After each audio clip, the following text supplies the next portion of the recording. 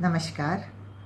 आज का मेरा विषय है पितृपक्ष या श्राद्ध पक्ष क्या है और इसे क्यों मनाया जाता है। श्राद्ध पक्ष का हिंदू धर्म में अलग ही महत्वता है, महिमा है।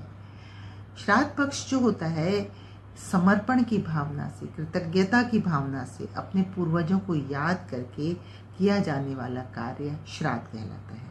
श्राद्ध शब्द श्रद्धा से बना है, इसलिए श्राद्ध में श्रद्धा का होना बहुत अनिवार्य है। प्राचीन धर्म के अनुसार हमारे पूर्वज देवतुल्य होते थे।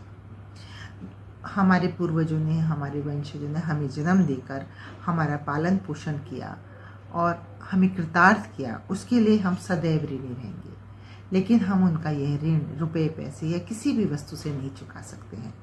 इसलिए श्राद्ध द्वारा हम उन्हें समर्पण भाव देते हैं, अपने याद करते हैं। श्राद्ध पक्ष को पितृपक्ष भी कहा जाता है। अश्विनी मास में पूर्णिमा से लेकर अमावस्या तक 16 दिन का समय श्राद्ध पक्ष कहलाता है। वैसे तो प्रतिदिन हमें अपने पितरों को याद करना चाहिए, उनकी अच्छाई, उनकी बताई हुई बातों का अनुसरण करना चाहिए और अपने आने वाले भविष्य को भी उनके बारे में अवगत कराते रहना चाहिए। लेकिन ये समय विशेषकर श्राद्ध पक्ष के लिए, उनकी याद के लिए मनाया जाता है। इन दिनों अर्थात पितृपक्ष में हमारे पूर्वजों को हम एक श्रद्धांजलि देते हैं, जिससे उन्हें शांति मिलती है, संतुष्टि मिलती है। शास्त्रों में भी किसी भी शुभ कार्य को देवताओं के आह्वान से पहले पितरों का आह्वान किया जाता है, उनको बुलाया जाता है और इसे कल्याणकारी भी माना जाता है। इससे खुश होकर हमारे पितृ हमें अच्छे स्वास्थ्य, दीर्घायु, सुख समृद्धि का आशीर्वाद देते हैं। यह एक ऐसा अनुष्ठान है जिसमें व्यक्ति अपने पूर्वजों पर, विशेषकर अपने माता पिता या परिवारजनों को श्रद्धांजलि देता है।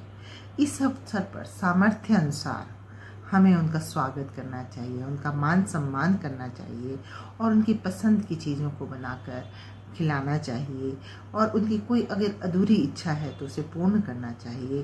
तभी तो वो प्रसन्न होकर परिवार को दीर्घायु, स्वास्थ्य वृद्धि, वंश वृद्धि, अनेकों आशीर्वाद देकर वापस दूसरे लोक में चले जाते हैं।